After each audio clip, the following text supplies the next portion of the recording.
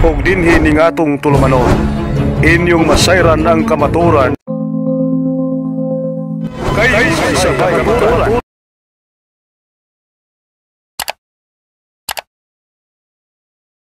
Magandang gabi, Jared. Mabait na bata.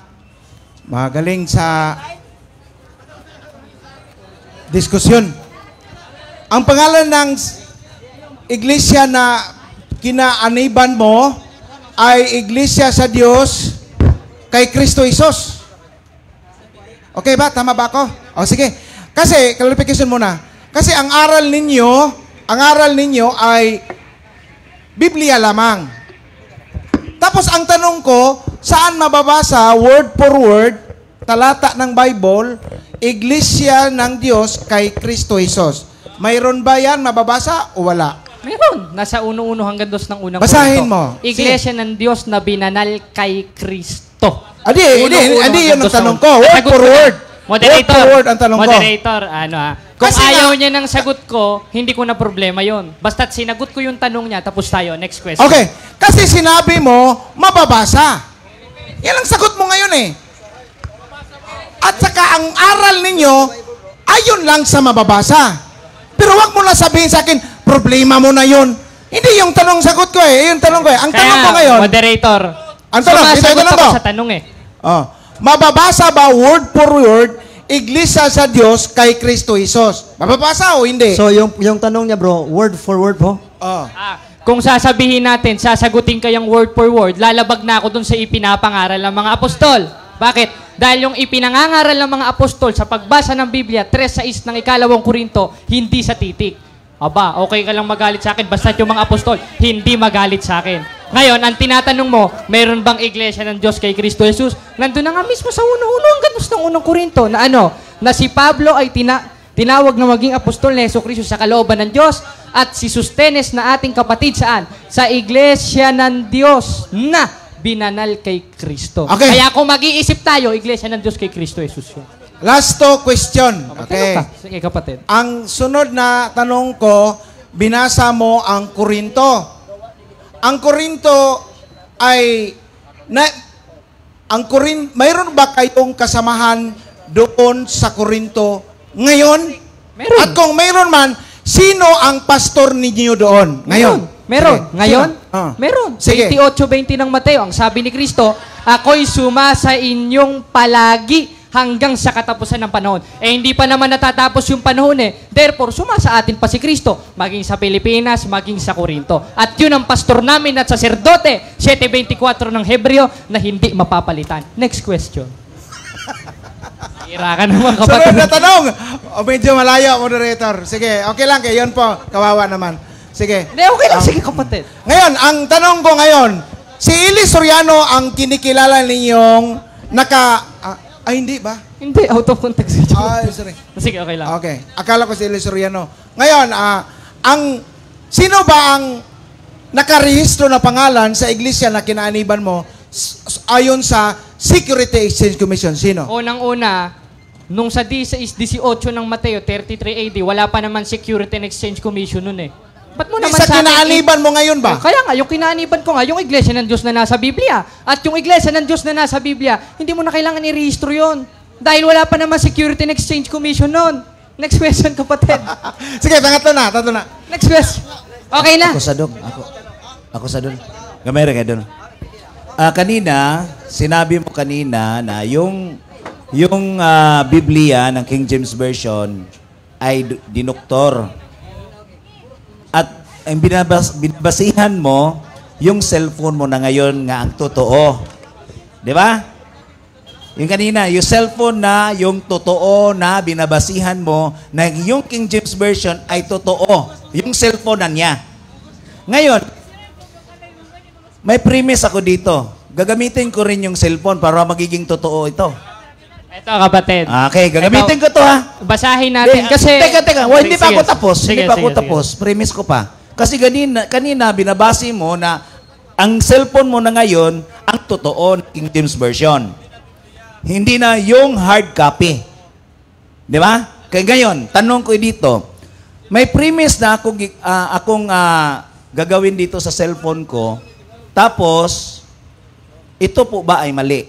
Gagawin ko muna ha. Sige, sige. Tanungin ko yung tong cellphone para magiging totoo. Who founded the Roman Catholic Church? Basahin na mo na lang, hindi nagsasalita. Pakibasa ng full, kapatid. According to the Catholic Church, Jesus Christ founded the Roman Catholic Church. The Catholic Church is a branch of Christianity. According to, pakituloy yung basa. Ang nakalagay kasi... Ito ha. Sige. Who founded Roman Catholic Church? Sige. Jesus, according to some information. Wait lang. Jesus. Wait lang, tuloy natin. Nakalagay dyan, Jesus according to the Catholic tradition. Oh, basahin mo. At according Basahin to mo, the the Bible. origin. Basahin natin. Okay. Catholic Church founder Jesus according to sacred tradition. Ayun. Origin 1st century Judea. Ayun na. The Tapos question. na. Tama yan. So, tama yan. Tama yan. So, Roman Catholic. Eto. Tama to. Wait lang, kapatid. Huwag tayong So, kukonklusyon. thank you. Ito lang yung, Wait lang. isa lang ang question ko. Tama ito. Sabi niya. Sagit lang ito, ha. Okay, next question. Wait lang, tapusin ko muna. Nakalagay sige. doon, according to Catholic tradition, not according to the Bible. Kaya wala. Nonsense. Okay, next. Next question. Brad Precisely, asa ni mo address imong question? Ari dire. Pagkadami naman. Kiritsa. Una pa sa nimo. Kita ko nimo. Oo nga, no? Ang pangutan ko, ay, makandi na ba kang Bisaya? Hindi. Naku, may mahirapan tayo magkasulisudan eh. Okay. Kayon, ang narinig ko, Iglesia ng Diyos kay Kristo Jesus, totoo ba yun? Yun ang nasa Biblia, kaya totoo Okay. yun. Kaani ba kayo ni Eli Soriano? Hindi. Kasama kayo, hindi? Hindi, kasama kami nila Kristo. Bakit? Dahil sabi mismo ni Kristo, ulitin ko na naman, sa 28:20 ng Mateo, ako'y namin hanggang sa katapusan ng panahon. Sino yon? Si Kristo.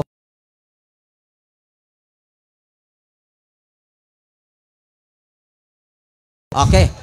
Ngayon, ano ba talaga ang pangalan ng Iglesia sa Diyos? Anong pangalan? Iglesia ng Diyos.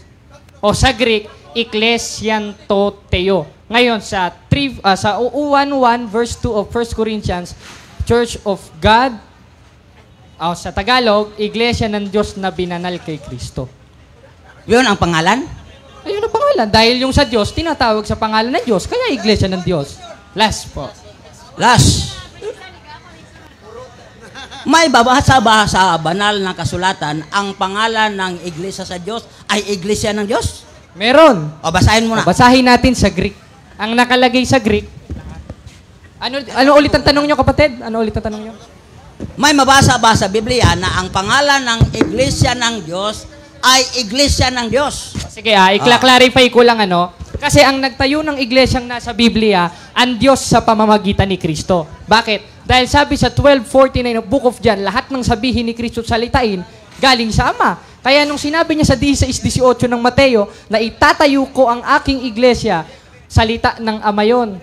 Kaya nga sasalitain, future progressive Ngayon, sino ang nagtayo? Ang Diyos sa pamamagitan ni Kristo. Ngayong ginawa ng Diyos at tinayo ng Diyos yon. Basahin natin sa 43:7 ng Isaias, bawat tinatawag sa aking pangalan ay yaong aking nilikha sa aking kaluwalhatian.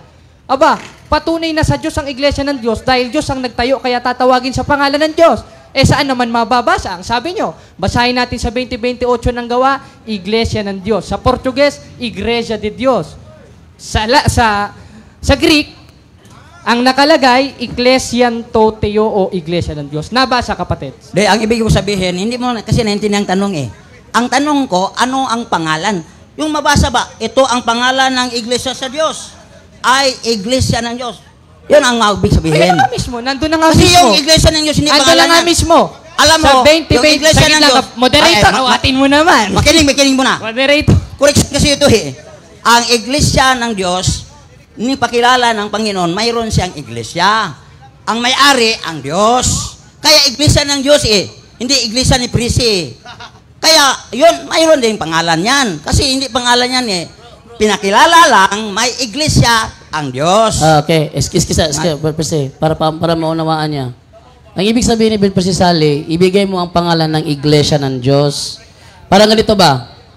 Ano ang pangalan ng ina ni Jesus? Maria. Di ba? Huwag mong sabihin na, ano ang pangalan ng ina ni Jesus? Ina ni Jesus. Oh. Yan ang ibig sabihin. Hindi ganun. Sagutin tanong niya, ano ang pangalan ng iglesia ng Diyos? Yun ang ibig sabihin. Yan ang ibig sabihin ako. Ayun na nga mismo, hindi naman natin pwedeng dagdagan yan dahil kumpleto na yan. Unang-una, pag dinagdagan ko yan, 22:18 ng Apokalipsis, salot na nga abutin ko. Ang iglesia ng Diyos ang nakalagay. Ano naman pakialam natin kung... iglesia ng Diyos at sa Greek, iglesia ng Toteo. Therefore, wala na tayong pakialam dyan. Yan ang nakalagay dyan. Hindi na natin pwedeng baguhin para matuwa tayo. Next. Okay. Okay, Mr. Jared, ito yung simpleng katanungan ko, no? Sa Living Translation, sa 1 Peter chapter 5 verse 13, sinabi ni Pedro, Church here in Rome, iglesia na nasa Roma. So therefore, sa makatuwid, may iglesia na nasa Roma. Tama. Sang-ayon ka ba, Mr. Jared, na may babasa ako sa Biblia, letra po letra, na may iglesia na tinatawag dyan sa Roma, Catholic Christian Church, letra po letra. Ayon ka, hindi ka sang-ayon? Sang-ayon ako dyan dahil ano nyo eh. Ngayon, ang iglesyang nasa Roma na sinasulatan ni Pablo sa D6 ng Roma, mga iglesia ni Kristo. At yung mga na yon, yung subject of the sentence na mga, tumutuko yun doon. Wait lang, saglit lang kapatid. Tumutuko yun doon sa mga iglesia sa Korinto. At yung iglesia sa Korinto, sa 1:1 hanggang 2 ng unang Korinto, iglesia ng Diyos. Hindi iglesia Katolik Apostolika Romana. Hindi na ulit mga kapatid, pagod na ako. Okay, sunod na tanong. Di na daw, Brother Rosby, kasi pagod na siya sa kakasagot ng diskusyon. So, proceed na lang sa ibang mag-question, Brad Rosby. Bigyan natin sa kaniyang kasama. Po, magandang gabi po. At nagagalak po kami ni kapatid na Jared na napunta po kami from Manila Bro, Jando. to Cebu po. And maraming salamat po sa pagpunta po sa Bible discussion. Tanong ko lang po kay Kuya Jando. May mababasa ka ba sa Greek and Latin na yung 1 John 4:1, andun ba yung Catholic? Tanong ko lang po. Hindi. Kasi yung Greek, nasa gawa 9:31 yun. Hymenon Ecclesia Catholis. Sa Mons Interlinear Bible, ang nakalagay doon, Ecclesia Catholos. Pero sa Latin, wala tayong mababasa. Sa Greek lang. Next question. Hanggang tatlo, bro. Yun lang? Hanggang tatlong tanong. Okay ka na. Okay na. Oh, Okay, sino pang gustong magtanong? Bro, hindi na po pwede yung Hindi na. Ano? Kapoy na. Okay na? Di kapoy na, bro. So, mas mabuti na... Last na ito, last. Katapusan, last. Sa Mateo, Jared, sa Mateo 1:16, sinasabi doon ang papa ni Jose, si Jacob. At saka sa 3:23 sa Lucas, ang papa naman ni Jose ay si Hili.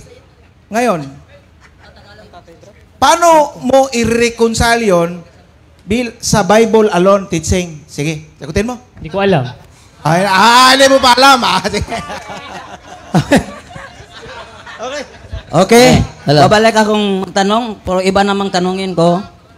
Ito si kaibigan kong Jando. Kasi ito ang kaibigan ko talaga na dito nalaman ko, ito pala si Jando Alabado. Nung araw, kasi may Bendito Alabado, ito naman si Jando Alabado. Okay. Sao ang nadunggan kaniya, kining Isaiah 34:6. Sakto ba to nga libro na sa Ginoo o libro na sa mga hayop, mga mananap? Yes. Tinuod na nga kanang Isaiah 34:16, naghisgot na sa libro sa mga mananap. Maunang kung basahon nimo sa magsugod ka sa verse 14 ngadto sa 17, naghisgot gyud puro mananap. Maunang sa Good News Translation, ang gibutang diha, read in the Lord's Book of Living Creatures, o dili na Biblia. Okay. Kanang living creature, wa ba maapil ang tawa na? Wala maapil. Kung ato ta sa tagsaon og basa kay kanang mga mananapa, katuman ang Idumiya. Ang Idumiya silutan sa Ginoo. Mawad-an siyag mga tawo didto. Ang mupuli og puyo, mga mananap, ang mupuli og puyo. Sila'y manag-iya sa yuta hangtod sa hangtod. Sa Idumiya na nga lugar. Busa mga mananap na siya, way labot ang tao. Pero ang living creature, apil ang tao. Dili apil ang tao. Kay kung imong basahon sa verse 14 ngadto sa 17, niingon gyud dito nga ang mga tao tulugara pahawaon kay ang mupuli og puyo mga mananap. So asa man day mabilong ang mga tao? Di day man nabilong sa living creature? Asa man sila mabilong ang mga tao? Apil ko ana. Wala na apil ang mga tao sa living creature nga gisgutan sa Idumiya ug wala kay apil didto kay wala ka nakaadtog Idumiya. Busa mga mananap ra gisgutan didto way labot ang tao. Okay. Kanang libro sa Isaias, kanang libro pod sa mananap nga si Isaias nagsulat, asa man na kanong libro ha? Kung di mo katumbok nga naa sa Biblia, asa man? Ang nagsultihan na si Isaias, ang Ginoo mo'y tag-iya sa moong libro. Manuningin bitaw siya, read in the Lord's book of living creature. Ang Ginoo tag-iya, iyahan ng property. Busa siya rin makatubag, ug asa na ng libro ha karon. So waka kahibaw di ana? Dili man to akong libro. Sa Ginoo man to nga libro, ang tag-iya sa libro mo'y mahibalo, ug diin na ang iyang libro. Oh, di nga nung nahibaw man ka og libros mananap na wa man kakahibaw ang libro ha. Nahibalo ko nga libro sa mananap to kay giingon ni propeta Isaias, read in the Lord's book of living creature. Muna nahibalo ko. Karon.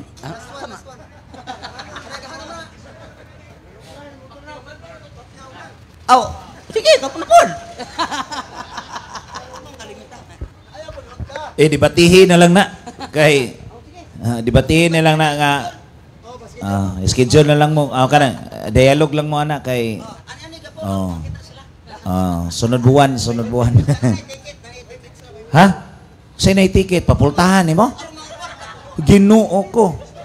Para magakwarta ko nos but pre say ayaw.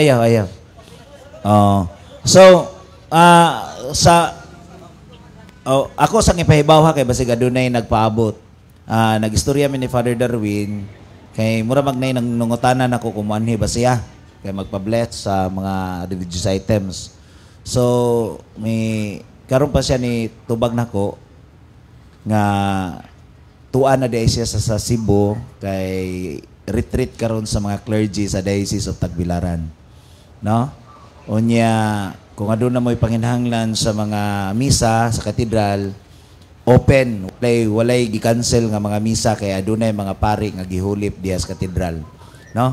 So sorry deha nga si padre karon ato lang mo sa inyong mga pari kay tanang pari maka-bless man sa mga religious items nga mahimo siyang mga sacramentals. So usbon pasaylo lang yun, no? Sorry lang yun nga walas padre karon. So nay pangutana gamay. Pangutana unta ko ni isa nga ato nga pastor. Di naman siya pero ako lang basta gusto niya ba. Kasi nandoon lagi sa buhat ng Apostoles 2:46 na sabi na araw-araw dinagdagan sa Diyos ang kanilang grupo. Araw-araw nadagdagan. Ang tanong ko sana sa kanya, ilan na ba sila ngayon? Dahil araw-araw dinagdagan man ng Diyos ang kanilang grupo. So ilan na kaya sila ngayon? Kaya kung pwede masagot na ilan na sila ngayon, pwede masagot kung ilan na. Kasi 2,000 years na eh. Tapos araw-araw dinagdagan. So marami na sila ngayon. So, how many members na daw yung simbahan nyo? Hindi naman mahalaga kung ilan eh. Ang mahalaga yung turo. Dahil makikilala mo yung totoo sa 7:17 ng 1, ilang beses ko nang binabasa sa turo, hindi sa dami ng miyembro. Last na yan, kapatid, pagod na ako. Okay, ato nga tagan sa masipang pakpak ang ato ang mga igsoon from Manila, Bro Jared and sayang kauban. Mga igsoon, ato na kaning tapuson ang ato ang dialogo sa pagtuo. Atong ihatag ang closing prayer sa atong Catholic Faith Defenders, Chief the President, Brother Kenneth Joseph Aboyabor. Asa man to?